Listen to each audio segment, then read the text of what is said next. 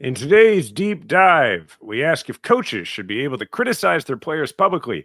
But before we take the deep dive, our quick five: one, how did a billionaire end up in a pro tennis tournament? Two, gamblers take aim at the GOP budget bill. Three, could we see a UFC fight at the White House? Four, Trump inserts himself in the Club World Cup. Five, pro athlete unions are facing allegations of conflicts of interest. I'm Jason Kander, and I'm joined by Ravi Gupta and Adisu Demisi. We are all here at the same time for the first time in weeks. Welcome back to The Game Within, where we talk about the business and politics of sports and how each shapes what happens on the field. Ravi, you're doing our first in the quick five, I think, here. Well, I just have to say I resent the way that you framed this, because there's one billionaire in the WTA who deserves to be there, which is the First Lady of the Buffalo Bills, Jessica Pegula, future owner of the Bills. Actually, she's an heir. Does she count as a billionaire ranked now? Number 3. Heiress? Yeah, she counts. She counts. Okay, well then there's another billionaire, is what I should have said. There's actually another one, Emma Navarro, too. So there's 2 on the women's tour. We're in the top 10. So, you know, it's just my chance, Robbie I'm sure. Keeps track of the billionaire female tennis players. Robbie, I wonder why. Gotta keep my options open. Player himself. Exactly, Okay. brother. My man's All trying right. to. Look, if I were to accidentally stumble into owning the Buffalo Bills as part of a marriage, it wouldn't be the worst thing in the world. We all understand that as an aspiration. That makes sense. I get it. Now, but there was a billionaire who did not deserve to be there, and his name was Bill Ackman. And I honestly can't believe this story. So he joined, which is a generous term, 3-time Grand Slam doubles champion Jack Sock, great name, in the men's doubles at the Hall of Fame Open. So this is a WTA ATP sanctioned event, and Ackman played last Wednesday, where they lost 6-1, 7-5 to Omar Jasica and Bernard Tomic. They got 5. That's. I was shocked at the 5, but I then watched the video. Let's play a short clip of this. It's quite astonishing. Oh, we don't have a clip. We don't have a clip. Oh. Act it out, Ravi. Oh. So, okay, here's essentially what happened. Ackman, one of his friends must be filming this. Ackman hits one okay serve that just landed in, and then ball came back. Ackman hit it back, point scored. And his people are just getting amped up. Then Ackman goes to serve on the other side, double fault, right? And we're talking about some pretty heinous double faults. We're not, you know, like we're talking about. It's really like not like oh, he was just really going for it there. It would look like what if I went out there, right. Yeah, and just so you, because Jason, I think you said a little too quickly there, Robbie. You watch a little. You watch a little bit.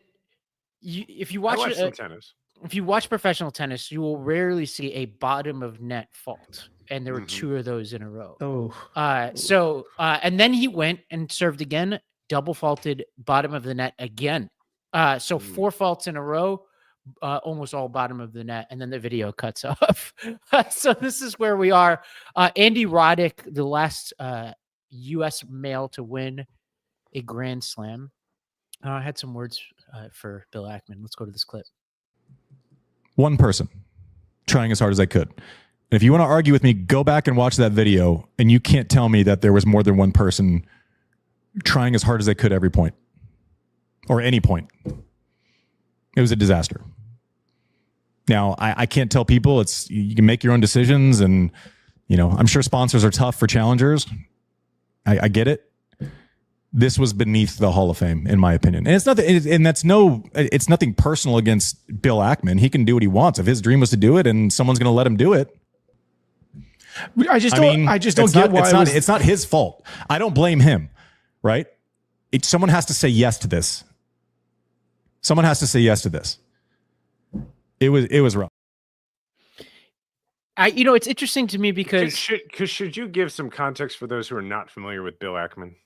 Yeah, so Bill Ackman is an investor who's had a lot of success, and he's kind of a huge risk taker. Like there's a documentary about some multi-level marketing scheme. I forget which one it is, where Ackman took a short position on this company that was objectively bad. And that was like my first introduction to Ackman. He lost a lot of money with this short position, even though he was correct, in my opinion, on his assessment of this company. So my first introduction to Ackman, which would have been like 10 years ago, is like, oh, hey, this guy is like kind of an interesting truth teller. But then he has ever since gotten more and more involved in politics. And this is not what this is about, but he has been a fairly reflexive Trump supporter, but also been rather aggressive in New York City politics recently, which we don't need to go into. Mm-hmm. And he has a knack for putting his foot in his mouth. So he recently, his wife got attacked for plagiarism. And this was the perfect Streisand effect moment where he then, quote unquote, defended his wife, but then brought more attention to it than any otherwise ever would have gotten. And then people unearthed more things about her. And it was more embarrassing for her. This is the kind of guy he is. He's kind of a grandstander.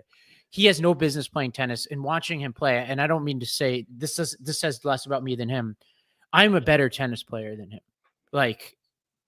And I just started playing a couple years ago, and I made it to the semifinals of the Prospect Park Intermediate Tournament. Okay, that is the greatest achievement I've ever had in tennis. Okay, I barely got there, and I got my ass kicked.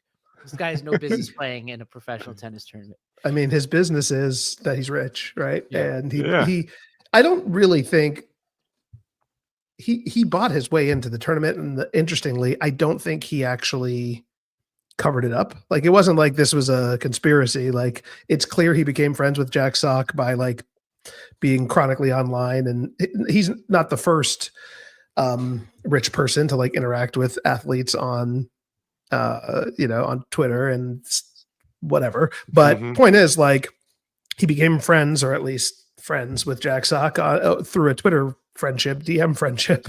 And next thing you know, he's playing in a actual real, this was not a pro-am, an actual real tournament. But I say all that to say, like, they didn't really hide the fact that the reason why he's playing is because he's Jack Sock's billionaire friend. Or I should really put friend in scare quotes for the listeners. I shouldn't say that. Maybe they're actually friends.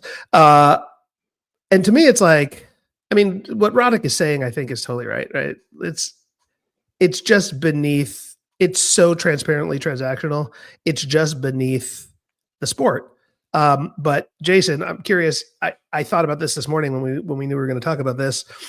It's kind of like what's happened with the Miz. Is that his name? The pitcher that got added to the All-Star game and the MLB All-Star game at the last second because there was some injury dropout. And he's pitched 5 games in the major leagues. He's clearly a great pitcher, but he was a last-minute addition to the All-Star game. And it's pretty clear that the MLB did this because he's marketable, not because, I mean, he's a great pitcher, but like there were more deserving candidates probably to be in it. And to me, this is kind of two sides of the same coin. It's like sports is becoming more and more about what's marketable. And, obviously having a billionaire benefactor like Ackman would be good for tennis, I guess. So like, they're not hiding the fact that they're doing this for business reasons and not necessarily for not for competitive reasons. And I'm like, at least it's transparent, I guess. I mean, more transparent in the tennis case than in the baseball case. It's kind of like, I mean, but like, with that one, it's like the guy is an actual Major League Baseball player, and like this. Yeah, it's like Bronny James. Like I was going to compare it to Bronny, but Bronny actually, despite like I plays good. Yeah, he's a good basketball player. It's honestly, it's more like when celebrities go to space is what it reminds me of. I wasn't comparing. I was just more saying it's the purpose behind it is not being hidden. Like it's clear that I shouldn't say that. Maybe it's actually being hidden more in the Major League. In the baseball case, but like, I just find it disgustingly transactional. But I'm also like, they're kind of telling us it's disgusting. I'm more like confused why he would want to do it this way, right? Like to me, I'm like, okay, like in baseball, like they have fantasy camp things. Like they have, like when you have that kind of money, you can pay to be like, I would like to play doubles with these 4 people, for a lot less money, by the way. And you probably could even get like all your friends to show up and watch, like think about, while Obama was president, he was like, what do I want to do for my birthday? I want all my favorite basketball players to come and I want to play basketball with them. Like, to me, that feels like what like a normal person who wants to have the fantasy of being at that level would do it. But like to put yourself in the actual professional situation is like kind of an odd choice, don't you think? Well, it's actually, in many ways, he has brought us entertainment, but not in the ways that he envisioned, right?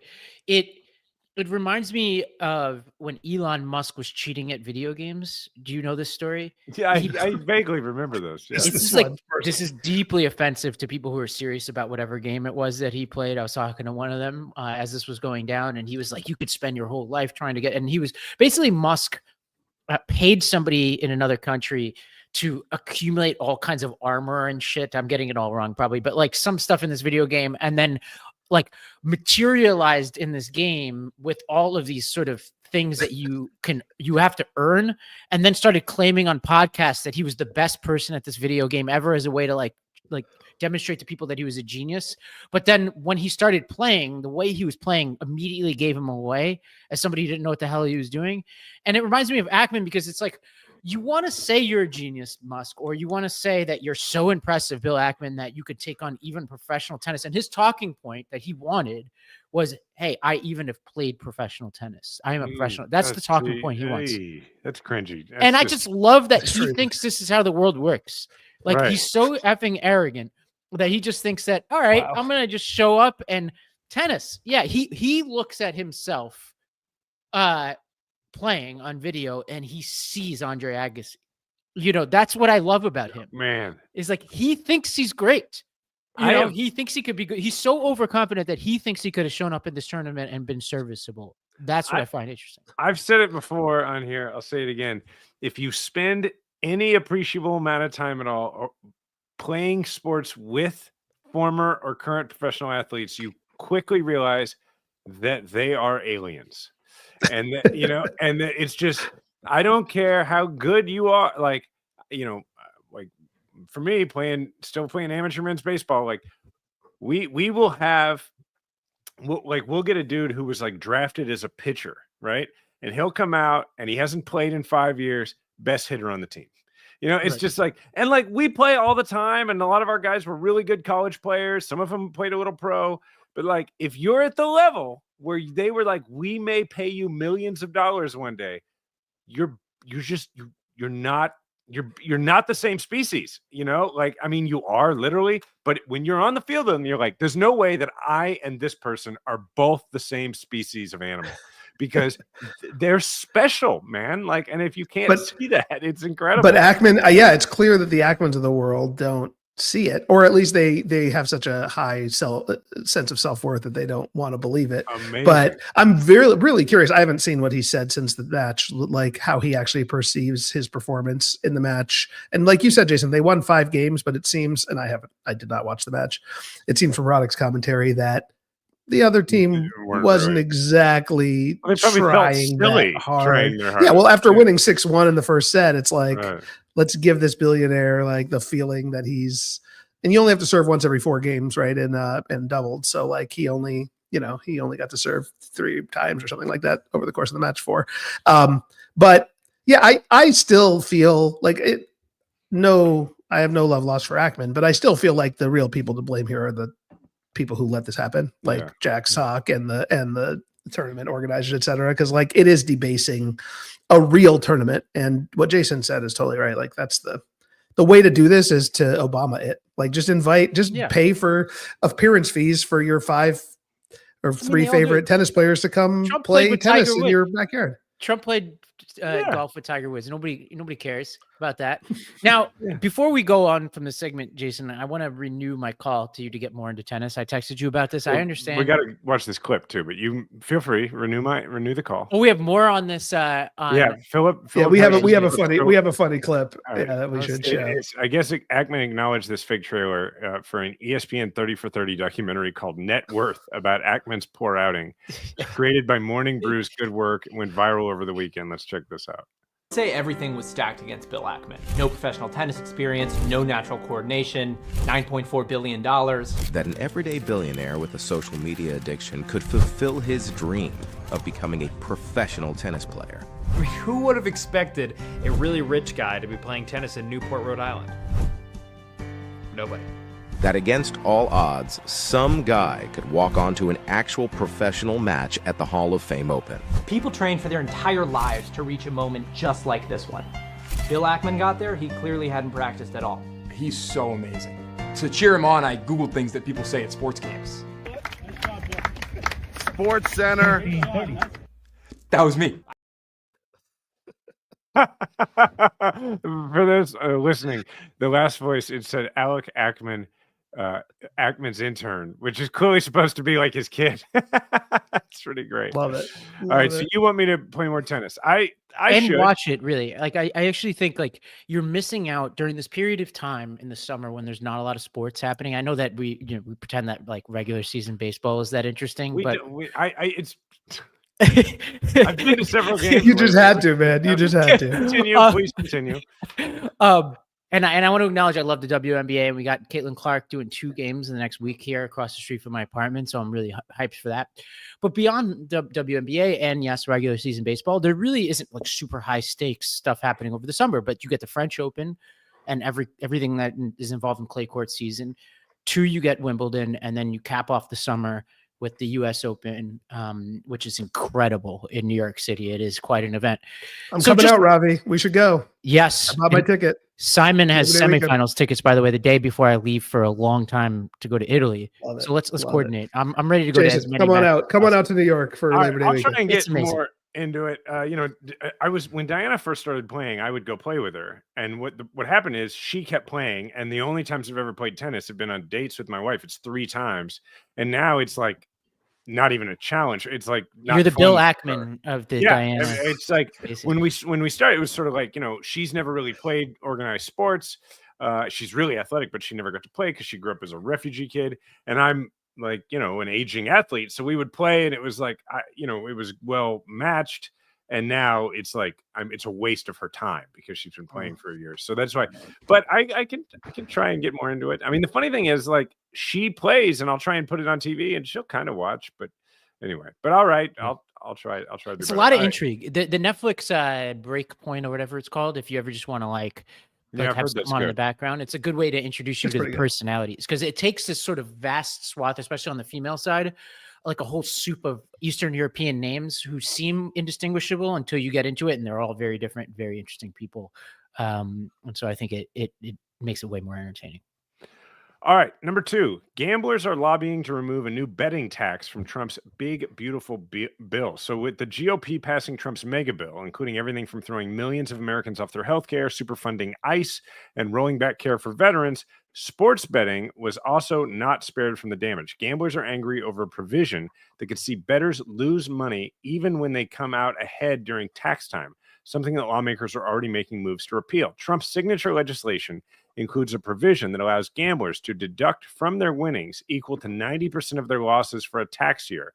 Before, gamblers could deduct all of their losses from their declared income. The new rule begins in 2026, could raise $1 billion for the government, according to estimates from the Joint Committee on Taxation, as shared by the Congressional Budget Office. So, okay, for example, if you won $1,000 betting on the Super Bowl in 2025, you still could claim up to $1,000 in gambling losses if you itemize all your deductions when you file your federal income tax return next year. And you wouldn't be taxed on that win in this example. A $1,000 win in 2026 and afterward will mean that you can only deduct 90% of your losses, or $900 in this example. So someone who wins in this example would pay taxes on $100 in winnings in 2026 when they file that year's tax return. This is the stuff. We're cutting millions of people off of healthcare. And thoughts? I don't know what to think, honestly. Like, it feels like, I mean, I don't know. I'm a little bit torn because, like, sure, like, gambling is a profession. Like, I get it. It's not legal everywhere, but some people do it as a profession. So why shouldn't winnings be taxed at some level? Right. But it feels like this is the kind of thing that, like, snuck into a bill that otherwise, I mean, it's the problem maybe with doing super mega omnibus budget bills, is like everybody hangs their favorite thing in into the bill, and then you find out later what happened, and people are pissed off. Obviously the gaming industry is pissed off. Nevada's legislators are pissed off, right? Because a lot of people come there to make money in the first place, right? I mean, we think about it, it's a new thing that we have gambling everywhere, right? Nearly everywhere. So, like, I'm sure this was the original deduction came from Nevada. I mean, I would have to imagine it was our good man Harry Reid probably Harry pulled that Reid off, or right? McCarron or somebody back in the Yeah. day. Yeah. I might be missing something, but like, why?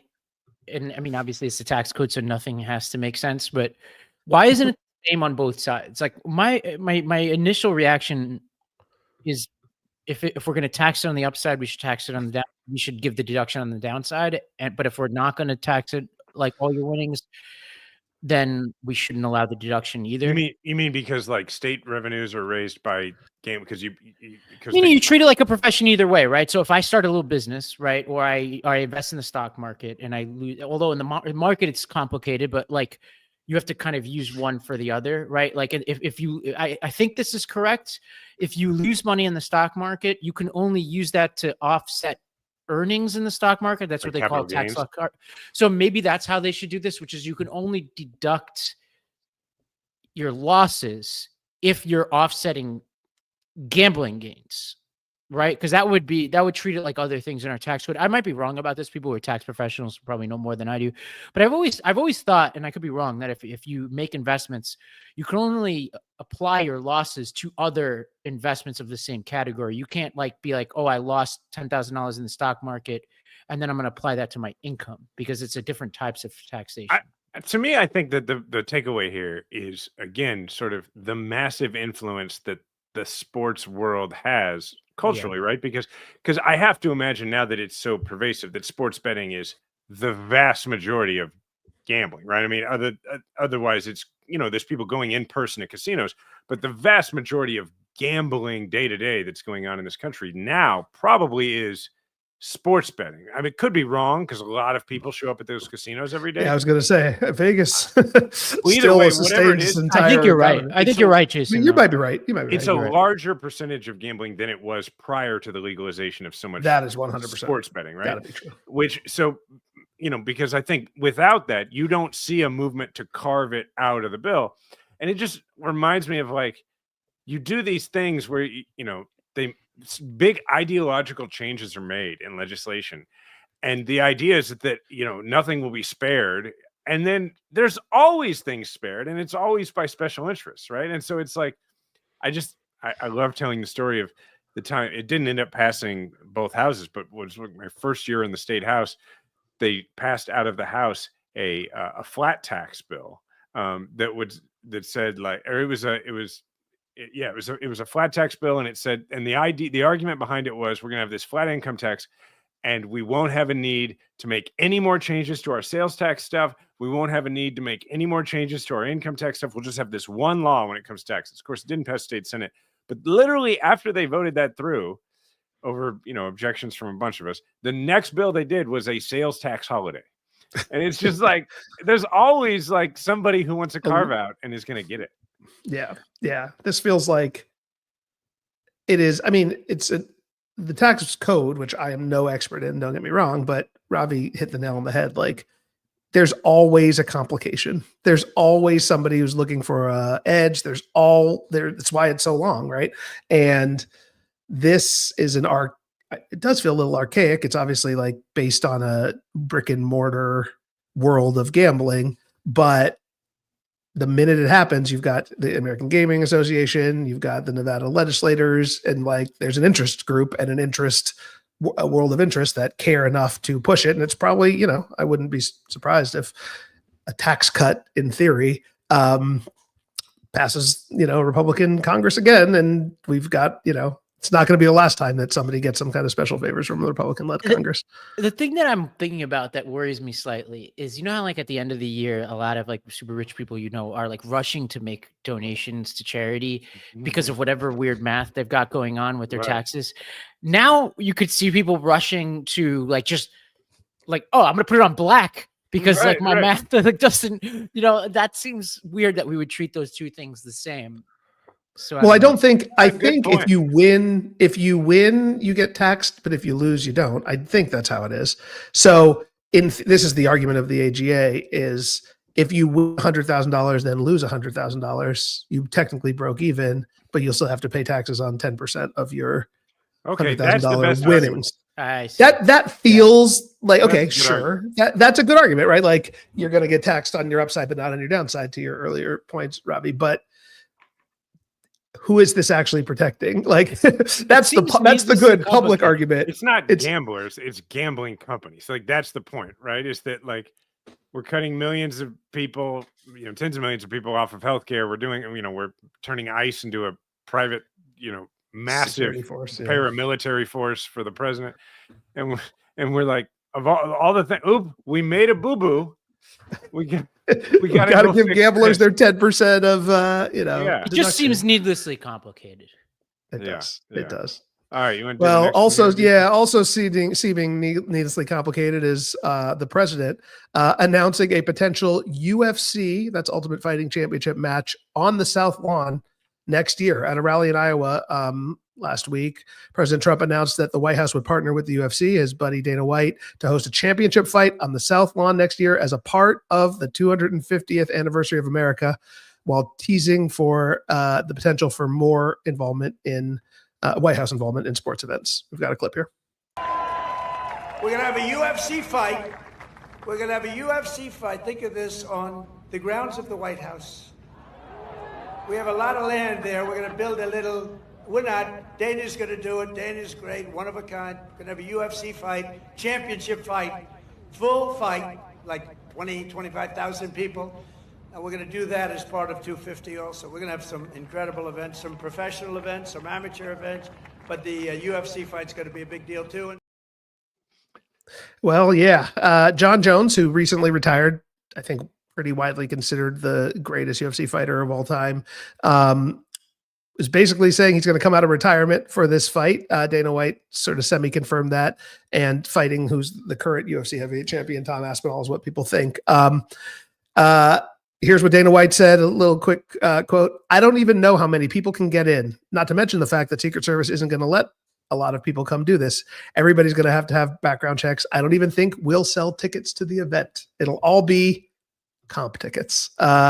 You know what that means, guys. So what do we think of this? I actually have very much of two minds about my this. My lizard brain is really excited to watch this event, and the other part of me that's an American who cares about the decorum of the White House thinks this is really tacky and beneath the office of the president. So let's pretend that the second thing is all I care about, but I may be tuning into this. I'm not sure. The thing is, Trump already has this audience, so I do think there's a danger of too much. I think at a certain point, especially about what's going on in the country, there are people in this country who kind of like to forget how weird and tacky this president is, who during the 250th anniversary of our country, if they see people bloodied up or maimed on the South Lawn of the White House, even if they don't mind the existence of USC, might be like, you know what? Like, I want more from my president, especially if there's a recession going on or there's like some other scandals going on. I do think he could be testing people's patience here. I think it is. I'm of the opinion that Democrats and liberals are doing a poor job recently, like in the last decade or so, of leaning into sports and culture in general. Is part of the reason why we're doing this podcast in the first place. But like, so I don't hate the idea in and of itself, right? I think to have it basically be a gladiator fight, and to Dana White's point, essentially like a mega fundraiser it's perk on the South Lawn, and especially as part of the 250th anniversary of the United States, our, July 4th of next year. Like, and isn't the World Cup going on then too? So it's like such an American thing to do, like literally. I mean, like, what are we doing? It just feels like a debasement of the White House. But I still, Bill Simmons has been joking about having a sports czar for like many moons, for those of us who've been reading him since he was on page 2 of ESPN 20 something years ago. It's not a bad idea. Like, not necessarily someone who has control over sports, but somebody who leans into sports and culture as like a federal government position. And so, there's something about that Trump is capturing the zeitgeist here, I think, which is true, which is that sports is we've talked about it on this podcast in other contexts, and we will, I think, in our next segment. Like, it's not nothing to put yourself in the center of a big cultural event. And this, Jones Aspinall certainly would be. UFC is, but to Jason's point is more, or I think Robbie's point is more about his base than about, the general public.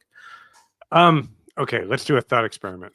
let's imagine Obama's still president, and it's the 250th, birthday of the country, and he announces that they're going to have a basketball game because basketball is, an American sport, and there's not enough room for a football game, and there's not enough room for a baseball game. These being the three big American sports.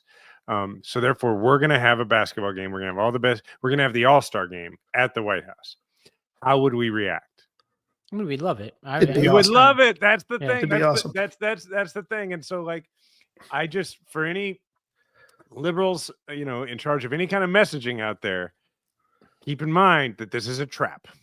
This is an opportunity to look like out of touch, stick in the mud who's out of touch. And if Americans were really going to be grossed out by a gladiator match at the White House where nobody dies, they wouldn't watch UFC at all. Right. And the truth is there are people of both parties. There are a lot of liberals who watch professional wrestling, which is contrived, or how do they like to say it? Scripted, I think. And there's a term that they prefer. I forget what it is. It's sports entertainment. Sports entertainment. Yes. My point is, like, I think your point is a good one, Ravi. That's my point, I guess, is that this could be a political liability if there is, and this is likely the case all the time, some sort of crisis going on, and Trump is, preoccupied with hosting a bunch of people at a sporting event he wants to have at his house. That could look kind of dumb. But I think if we get all upset about it, we're going to look just, boring and not fun. It certainly doesn't rank in terms of things to be concerned about with this president. Yeah. I mean, spectacle works. Yeah. Well, another thing that probably doesn't rank in sort of normal people terms, but just from a sports perspective is quite appalling, was this spectacle that I think a lot of people aren't aware of because we're Americans and we don't watch soccer. But we've been talking about this international tournament that's been taking place in the U.S. between European football/soccer clubs. Chelsea defeated PSG 3-0 over the weekend. I think this was not well attended. They were trying to give away tickets around here, from what I understand. Trump, I guess, showed up and presented the trophy to Chelsea, but now has given them a replica because he is keeping the trophy. Jeez. That's so crazy. It's amazing. It's truly amazing. Did you see my soccer trophy? I won that soccer trophy. God, it's just insane. Let's go to this post-game interview between with two of the players involved here. Another look at the moment. James lifted the trophy. Keep your eye on Cole Palmer. Confused, probably not the only one, as to why Trump was still on stage. Nah, I knew he was going to be here, but I didn't know he was going to be on the stand when we lift the trophy, so I was a bit confused, yeah. Before, they told me that he was going to present the trophy and then exit the stage, and I thought that he was going to exit the stage, but he wanted to stay. Like, that's about all you could say, because I presume that guy America feels, buddy. We thought he was going to exit the stage too, Well, you got to imagine it's really hard for these European athletes in particular, because our country has now become quite extreme on the immigration front. So if you insult the president at all, you probably will not be allowed back into the country, or subject to ICE arrest just for being here on a visa to play a sport. So if you ever want to play for Miami or whatever late into your career, so you could see these guys being like, I don't want anybody at home to get mad at me because I could see how this looks, but I also don't want to say too much because I want to go back to the United States at some point. And so I feel for them. Well, look, I have so much to say about this. I'm probably the biggest soccer fan of everybody here. I was not watching the Club World Cup at all. And it is, to clarify, it is a competition between clubs around the world. It just happens to be that the European teams are the best. Chelsea, it was a French team and an English team that ended up being the last two. Chelsea won, kind of an upset. But the trophy lift is like a tradition in sports, in soccer, that it's hard to, I don't know if there's not really an analog. It's probably like, there's no analog in American sports, but like, it's a moment, right? It's kind of the picture that like you put up in the front of your club's office after you've won a major trophy, and the Club World Cup, at least in theory, is a major trophy. And your captain, being the captain of a team, like when Liverpool won the Premier League last year, it's a real honor to be the one who lifts the trophy. The captain is always the one who lifts it the same. It's like the Stanley Cup. That's probably the best analog, right? And could you imagine if, like, when Gary Bettman gives away the Stanley Cup, like he exits stage left, right? Like, and lets he's the players of the sport, by the way. Yeah. And so to have like anybody be on stage for the trophy lift is like so tone deaf as to be. I mean, the Europeans are laughing at us right now. The British in particular have got to be laughing at us. But Cole Palmer also, you heard that clip. He was the first guy in the clip for the audio listeners, is kind of well known as a blockhead. He's young. He's 21. He's a very good player. He's Chelsea's best player. He scored a couple goals in the game, but his summary of it was just so perfect. Where he's just like, diplomatic. He was trying to be diplomatic, but he's incapable of doing. He's kind of a well-known airhead, and he kind of leans into that persona because he's 21 years old and he's like all I do is play soccer guy. So it's just so perfectly encapsulated. It's so I don't think he has. He looked bad because he was like, "Hey, he looked like what are we doing? This is our moment. Have our moment. Why is this like not even right. Why is Trump still here? Not even from like a ideological standpoint. Like why is this guy still here? Is he really going to still be here? But that's really it really does sum up so much about Trump and sports and America versus the world right now, that like this guy cannot help but put himself in the middle of stuff. He's completely tone deaf about how this looks to the world. This is like major news in Britain because it should be, because their team won the Club World Cup and the United States president didn't have a good enough sense to like not steal the moment from them. And now we're talking about him instead of them, which is both Trump's superpower and his biggest failing as a human being. Well, one of his biggest failures as a human being. Yeah, one of in the week that he's like, you may not see the files. It only clouds. That's why it's one of. Well, anyway, if you guys have anything else, there's not much. I mean, it's honestly just funny and also sad at the same time, which is All right, who wants to take us through number 5? I'll quickly do it. I mean, I think it's not even that quickly, but the NFL Players Association Executive Director Lloyd Howell Jr. is being accused of having conflicts of interest as negotiations between the NFL and the Players Association over a collective bargaining agreement are looming.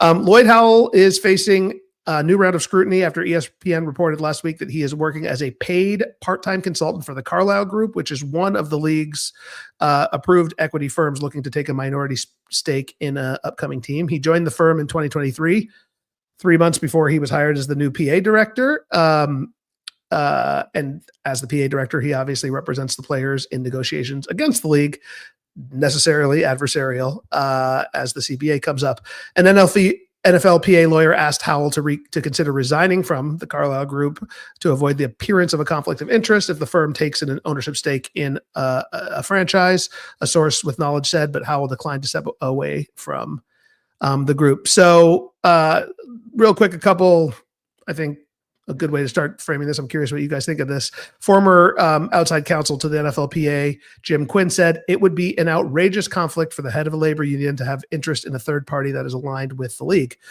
The relationship between a labor organization and the employer organization is adversarial by definition. And as a result, as a leader, you have to be absolutely clear and clean as to having no even appearance of conflict.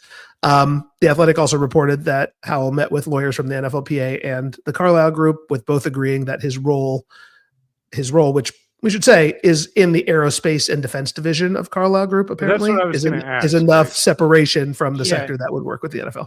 There's a way more egregious version of this going on right now, which is the WNBA. Two players who I really love as players, Nafisa Collier and Breanna Stewart. I had a chance to watch them both play against each other last year, multiple times in the playoffs. They're awesome, but they are leaders of the WNBA Players Association, but are also co-founders of Unrivaled, which is a competitor to the WNBA. And some woman, I don't know who this is, Evelyn DR, tweeted out last week. So let me get this straight. Breanna Stewart is the WNBA NFLPA president. Nafisa Collier is the VP. They co-founded Unrivaled, a league that benefits if there's a WNBA lockout, and they're the ones leading CBA negotiations. How do you negotiate in good faith? So that's what this person said. Then Nafisa Collier wrote back saying, let me get this straight. While everyone else was enjoying fireworks, you were thinking about me and Stewie and all the people conspiring to force a lockout that result in less money year-round for WNBA players. I don't think Nafisa Collier understands what a conflict of interest is. People hear conflict of interest and they think you're accusing them of undermining their people. Conflict of interest just means you have an incentive to. It's different. It doesn't mean you're going to act on that incentive. It just means that if you have the incentive, you should step away. That's all. It doesn't mean you're wrong. It doesn't mean you're a bad person. It just means you should step away because that appearance of that incentive can really muddy things. That's, I'm not saying anything's wrong with Nafisa Collier or Breanna Stewart, that they would ever act against other players that they play with. It's just that when you have that incentive, you should not be in that position.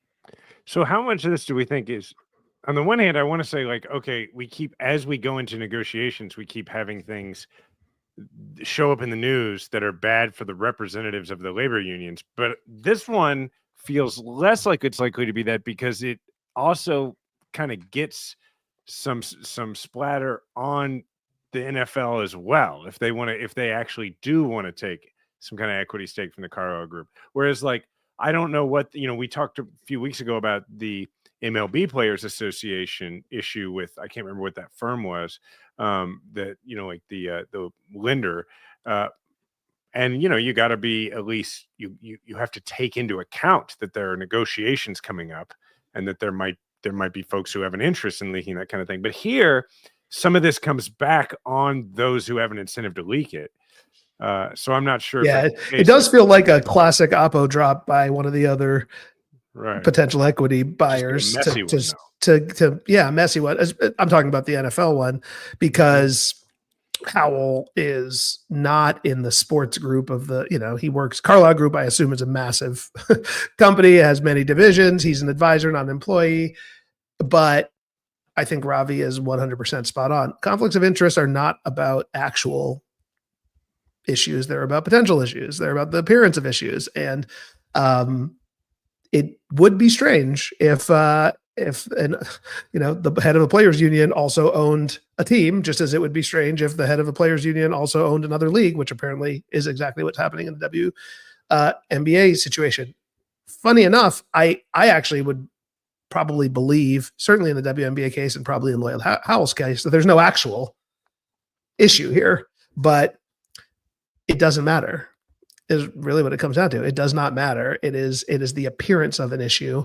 And now if the WNBA goes to a work stoppage and Unrivaled makes a ton of money because they're the only women's basketball product, or if the league gets a league-friendly deal in the next CBA negotiations in the NFL, it will be easy for the opponents of the of the union and the opponents within the union to claim it was because of self-dealing. Which is the important thing I think to remember about this, is that when we're talking about people who represent a union, they are elected or at a minimum appointed by people who are elected. And so there is an element of like that conflict of interest the potential conflict of interest can be taken into account by the members when they vote, which is much different from like, an elected official with years to go on their term, or or whatever, like somebody who's using our public dollars, that kind of thing. So that there is, in both of these cases, it's sort of like, well, if the Players Association decides in both cases, like, it's not a problem for us, then it just becomes a strategic choice on their part. I guess, Yeah, I do think, though, it puts your players in a bad position, because these are two very powerful people. Because, again, they are co-founders of this other league, which means they could punish you for speaking out against them. Right. So, yeah, that's a good point. And they're also just very influential players generally. So you should never put people in that position. Right. You should never put people in a position to have to call you out on something that you can call yourself out on for. Right. Like, if you're a leader, you shouldn't force this down people's throats. You shouldn't force them to have to come out against you. And maybe, and I truly assume the best here, that Collier and Breanna Stewart don't think of conflict of interest the way I described it. Like what I saw in this exchange with this Evelyn person is that the Evelyn person put it, I think, in an accusatory way about what the intention was of Nafisa Collier. Said, how do I know you can negotiate in good faith?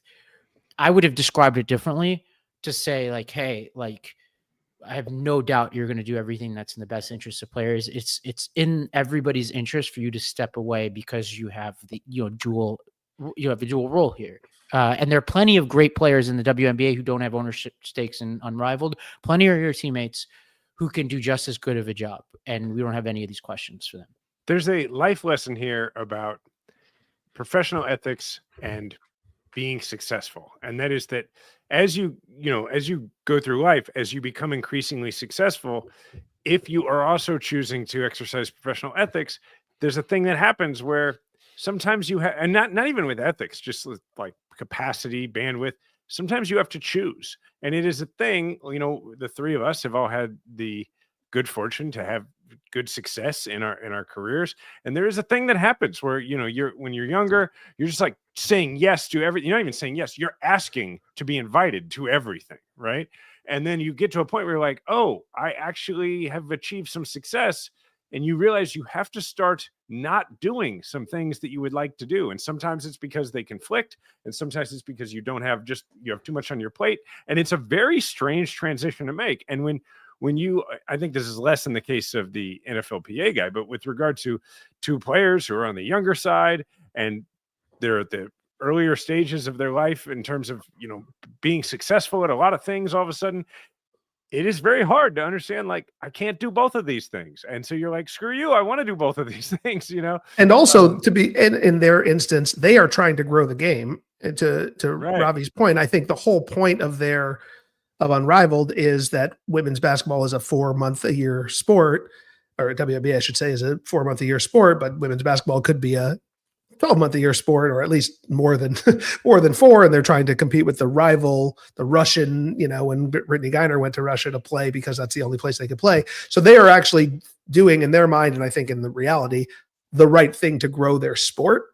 And I should say, and the reason why they are able to do it is because they are 2 of the 5 best players in the league. And that's the reason why Unrivaled exists. It's because the best players in the league decided to do it, and not, and that obviously brought with it investment and eyeballs, et cetera, but doesn't take away the conflict issue when you go back to your original job. And it's a much tougher one, I think, on the WNBA side to sort through than on Lloyd Howell's side, who I'm sure is a lovely man. And I'm sure is doing what's in the best interest of the Players Association, but like, does he really need to be also taking money from the car? Like, really, you're getting paid millions of dollars to do this one job? Like, you're 60-something years old. He did not, when faced with the choice, Jason, say no, and you actually get an equity interest, then maybe he'll say, I'm gonna step back from that role. Who knows? Yeah, true. So, all right. Who's taking us through the deep dive? I'll do this one. So, back to Wimbledon. There's this player, Stefan Tsitsipas, who is part of this middle generation of players, right? So, the equivalent here would be like you have the Brady Manning generation and you have Allen Mahomes, Jackson. And then you have these guys in that middle group. I wouldn't even know who we would put in there, like Rivers, people like that, whatever, who just never quite were ascended in the kind of way. So there's this middle generation of tennis players between the Federer, Nadal, Murray generation and the current generation, which is Alcaraz, Sinner. And, Exhibit A is this guy, Stefan Tsitsipas, who has just never really lived up to his promise. And his coach is the former coach of Djokovic, who I should have mentioned in the big 3 before. Sorry, I put Murray in this place. I was wondering where you. The reality is he's the only one who straddles the both. Yeah, he is the middle generation, I guess. Yeah. Stefan Tsitsipas has Djokovic's old coach, and this guy brings a Balkan sensibility to him, if I've ever seen one. So this guy told a Serbian sports outlet about Tsitsipas, who lost early in Wimbledon. If he resolves certain off-court issues, he'll have a chance to return to where he belongs because he's too good to be outside the top 10. I was shocked. I've never seen a more unprepared player in my life. With his knee, I'm 3 times further than him. It's really bad. This is his coach saying this to the media. And he went on to just critique the guy's work ethic. And he then broadened it out to talk about the use of antidepressants in tennis. It was really much like a rant to end all rants. It's also worth saying his coach is a former Wimbledon champion. Yes. Also Balkan sensibility, but like it's Goran Ivanisevic. Like he's won Wimbledon before, so he comes from a place of some authority, having actually, done it before. So the question on the table, and a lot of people are debating this in the tennis world, because there is some context specific parts of this, right? Like people have certain feelings about Tsitsipas. He's like a handsome, arrogant, like unlikable figure who has gotten into some tussles on the court that don't make him look necessarily great. So I think there's some contextual stuff here, but what do we think about coaches like dogging their players in the press like this? I mean, in general, I think it does you no favors. What it says to me, because usually if you're coaching at this level, it means that you've gotten a bunch of things right about coaching. So you're not just like, it's a decision, is my point. If you're doing it at this level, right? Because you're not going to get to this level of coaching in tennis or anything else by being a person who everybody knows doesn't take responsibility and is going to publicly blame other people. Like, which means if they're doing it at this, like at any other level, you're like, yeah, it's a terrible practice. But at this level, it seems like it's a choice that is being made because either you've run out of other options, you've tried everything else, or because you're trying to, it's a tactic to shame your players to get them to act up, or maybe to preserve your own job. But it feels like it's a choice each time. It's almost a case by case, and we have a bunch of cases here, basis. It's either a choice or a loss of control. It's not. Yeah, good point. It's one of the two, right? And I don't think it's a in and of itself bad thing, because public accountability, I guess, is like a well-known tactic in every industry. In our industry in politics, it's like the way, the most effective way to get people to vote. Like it's not necessarily a bad way to coach, or to have influence. You just have to make sure you know your subject, and also to realize that media it can take on a life of its own, and especially in the media environment that we're in right now, right? So like you use words. I think about Sabalenka after the French, right, where she lost. Sabalenka, the best women's player in the world, she lost the French Open final to Coco Gauff, came to the podium, and I honestly, it was like out of frustration, shit on Coco Gauff essentially, and said it wasn't her, it was me. And I don't lost. Mind it, and like we should have, had we been all together. Yeah, then, true. We would have brought done it that to the table, because I think it was an interesting case. It was interesting, but my point is, it became a conflagration because of the way she did it. And I think this Ivanisevic thing is kind of the same, which is like this might be what Tsitsipas needs to kick his ass. It might be, but it also became bigger than that because of the way he did it, because of the words he chose, because of maybe the fact that he went even, he was a little too forward, a little too like he overshared. Well, and that's, walking that fine line is what either gets you, success or fired in the world of sports sometimes. So number one, he clearly doesn't care whether he's fired as coach. He's so successful. I think he's just like, all right, I'm going to create the conditions for this guy either to buy into the way I want to do it, or I'm not going to take this job because it's just a waste of my time. Two interesting facts about this. One was, before Ivanisevic criticized Tsitsipas was super laudatory of Ivanisevic, saying, oh man, I wish I had this guy as my coach from the beginning. Like, I've been missing out on like whatever this approach is, tougher approach. Now, Tsitsipas had as his coach Patrick Mouratoglou, who's like legendary tennis coach, was Serena Williams' coach, among others. He's a huge social media star. So he was the coach from 2018 to 2021 during like key underperforming years for Tsitsipas. Mouratoglou took to Instagram to criticize Ivanisevic, saying Goran going to the press and criticizing his players, not coaching, even more at the time. They've just started to work together, so no trust is made. You're already killing the person publicly. So, I mean, this could be like I'm sure what Goran would say back is like, you are part of the problem, Patrick. Like you were too too soft on this guy during his key years. But what's interesting is we don't know, right? So we'll only find out now. Maybe this works, maybe it doesn't. But Goran clearly thinks there's something serious enough, because he would never have done this to Djokovic. I would think. Maybe he did. I didn't notice it. Yeah. Well, we have some other examples we should probably talk about, like the Nationals. In baseball, they dropped 8 straight games, and after getting swept by the Marlins, their manager, who is now, I believe, fired, said, he defended his coaching staff and basically said, "It's never on coaching, never. It's always on the players." That to me is like, that's pure frustration. Yeah, that was too much, right? Mike McDaniel's, on the other hand, after the season that the Dolphins had last year, NFL coach, he basically admitted that perhaps his players took advantage of his more relaxed coaching style and back and forth in his post-game presser. That, again, oversharing maybe, but like maybe his players needed to see him take public accountability. I don't know. And then Mike Brown, now the coach of the Knicks. It looks like he didn't call out a specific player. True. In that case. And he centered it on his coaching style. He's like, he took advantage of something I did. Right, yeah. Right. I love this Mike Brown example. He was the coach of the Sacramento Kings, now the coach of Ravi's New York Knicks. But after a loss last year to the Blazers, Brown said he was extremely disappointed in our guys' ability to mentally come into a game like this and lock in. They were really soft and careless with the basketball.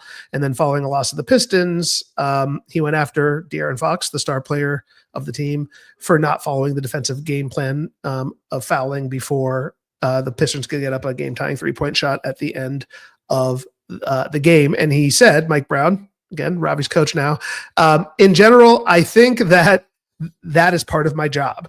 He said this as being introduced as the new coach of the Knicks.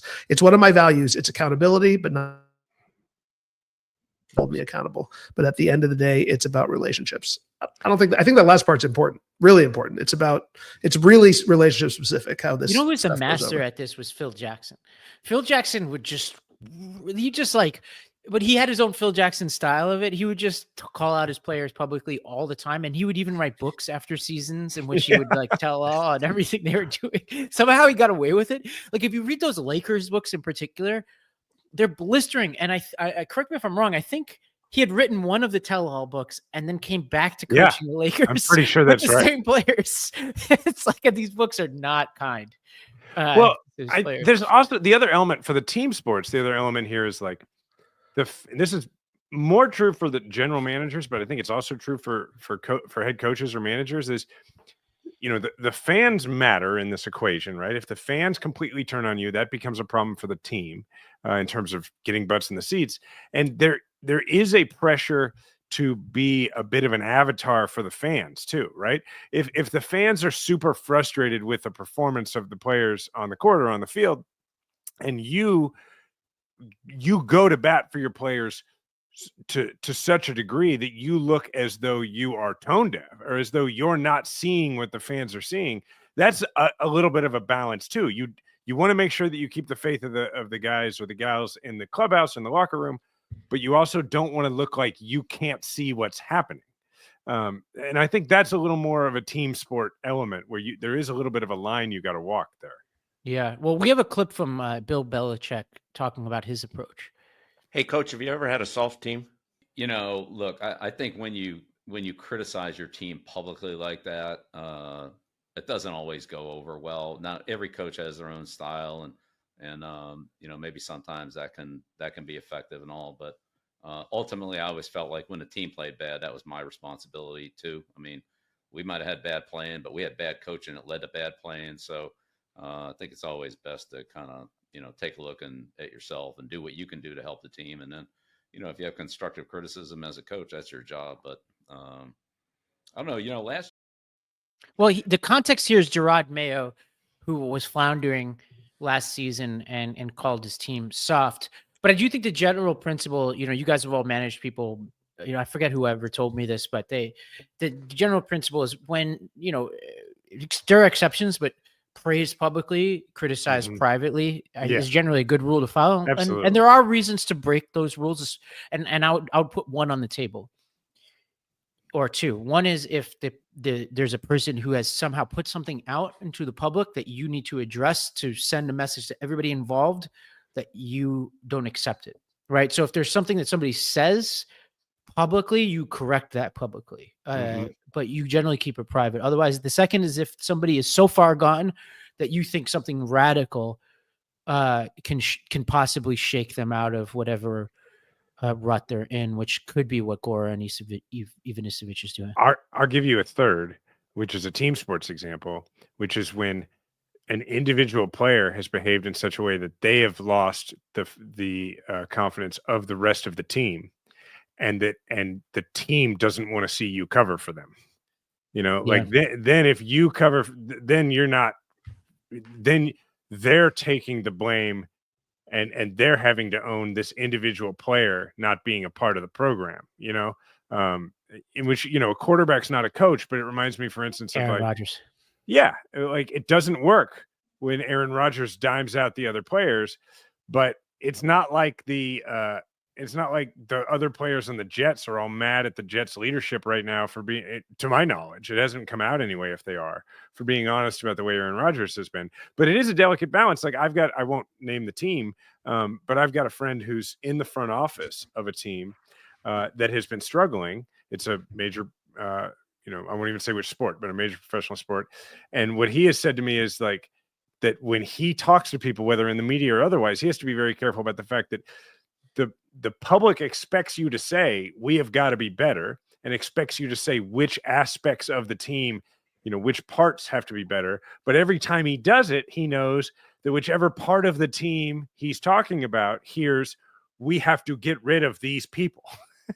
And he's like, so I have to acknowledge that we have to be better, but I have to find a way to do it that doesn't sound to everybody, on the team like he's dying to get rid of me.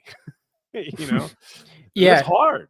I think what Ivanisevic did and what Jared Mayo did, I think is particularly risky because it's generalizing, right? It's one thing if you're Bill Belichick, which undoubtedly he has done this. You get on, you'll be like, on that post pattern, yada yada knows he's supposed to go this way, and he went that way, and we'll correct that. And when we get in film room. Nobody's getting mad about that if he's right? Rodgers did that last year, but he might have been wrong, right? Where there was some kind of interception, and I think he criticized one of the wide receivers. I think Mike Williams. Yeah. And the problem is if you're wrong about that, you're wrong. The thing is, if you're a coach, Belichick's not getting that wrong. So like if he's being asked about it, first of all, he never did. He didn't say anything in the press conferences, but you could imagine him saying something like that and nobody disagreeing with him because everybody on the team knows what like that guy's supposed to go one way or the other. But again, if you're a good coach, you don't need to say that to the press. You just say it in the film room and it gets corrected. If you have no authority, then you can flail with the press, and that's probably a symptom of something bigger. Well, the reason this is such an issue, right, is because what happens 95% of the time is that the coach takes the blame, goes out, and the coach, tries to deflect the responsibility to himself, not deflect, but tries to intercept the responsibility on behalf of the players, which is what enhances the coach's credibility with the players, so that the coach can then come in to, like you said, criticize in private and rip them up and down and have them know, have them know that, well, he has our back because I screwed up and he took responsibility for it. It's all about how you're managing a relationship, and I guess the way you're making the distinction, Jason, between the team and the individual, it's a complicated web of relationships in the team. But in the Ivanisevic-Tsitsipas example, it's a one-on-one thing. Like this is, there's only one person that one relationship that's being minded here. And clearly Ivanisevic is at his wit's end with it, right? Otherwise he wouldn't have done it. But it's interesting to me that I personally see there's no necessary bad. It's not necessarily bad to do this in public. You just have to be mindful of, is the message actually going to get across to the person that you're trying to get it across to, and who is your audience? And for this, Ivanisevic's audience, I guess, is Tsitsipas, but I think about this in the context of my marriage all the time, which is like when you say, it's like the way you say something to the person that you love, like you could say the exact same thing in different ways to different people, and it can be interpreted very, very differently. And this feels like maybe I can't imagine that Tsitsipas is going to be motivated by this, right? They might be able to get through this, but like that isn't motivating to a person, especially who Speaking is of like kind of arrogant and a known bad boy like Tsitsipas. Well, speaking of the marriage analogy, like, do y'all have friends who complain about their spouses to you? I was actually talking to somebody recently about this, about how little even my closest friends would ever tell me about things that are going wrong in their marriages. To the extent there are any, which inevitably there are, is not a mark of a bad marriage. There's always some kind of tension. Right. But I rarely get anything, and I'm happy for that, because what I think they're doing is they're protecting their spouse. Right. Exactly. And I think it's really, because once you go down that road of criticizing your significant other, then when you fix it, which you inevitably will, you don't get back around to telling your friends you fix it, or they might just remember the time. So it's like they start to build resentment towards your significant other, and they, it's just it's no good for anybody involved. And I'll just tell you right now, as somebody who's not married, and I have a lot of friends who are, I appreciate not knowing these things. Of course, if somebody wants to come to me and really needs my help, that's the fine line, right? Yeah. Like when somebody comes to you and they're like they want your advice, they need your counsel, or they just need someone to talk to. That's one thing. But I mean, like, I think we all know people who like just like to grouse about their significant other. And I'm always like, man, that's not a good look. Like it bothers me. And like, anyway, you never do it. Honestly, you You never don't do it. And you certainly wouldn't do it to the press, right? But like, I might do it, to be clear, not having any issues. I love you, Jill. You're the best. But like, I might do it to my friends if we're going through a tough time. But even that, but that's I different. would That's reaching out. It might as well be a different universe to the media, because the media not only aren't my friends, but they are actively trying to, and I don't hate members of the media, but like the whole purpose of them is to try to report interesting things that get attention. And so like, they're not trying to help you. They're not trying to help your relationship with Tsitsipas. Like they're trying to make people like us talk about this for 20 minutes. So congratulations. Like you did it. This will get me in trouble, but there's Adisu and I have this couple friend in common who I love both dearly, but we were all involved in something a while ago that, like, in hindsight, I don't even remember what the detail was, but something about it was pissing me off. And I went to one of the spouses, we were having drinks, and I was just like delicately being like, like inviting them to see it my way. And I was met with an absolutely stone cold, not going to go there. And I was like, oh yeah, this is what marriage is. Some things are best resolved between two people in private. Not getting anywhere on this one. Let me throw out this Army analogy, and then we can finish up, I guess, which is that we had a term in the Army called the Blue Falcon.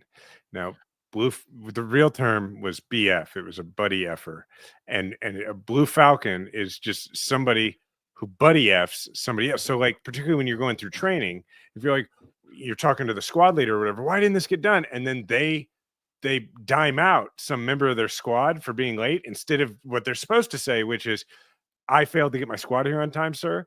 If they say, Schmuckatelli couldn't get his locker cleaned up in time, then there's literally a noise that people make in the Army. Like you'll hear somebody, and it can be anybody. It's accepted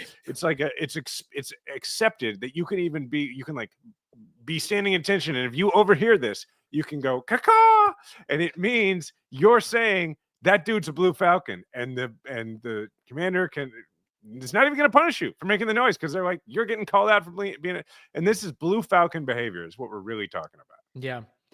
I like it. Yeah, well, okay, we've covered a lot of ground today. For everybody who's listening, if you haven't yet, subscribe on the Game Within feed. Throw us a 5-star review. Say what you love about this. And we're on podcast and audio, and we're also on YouTube.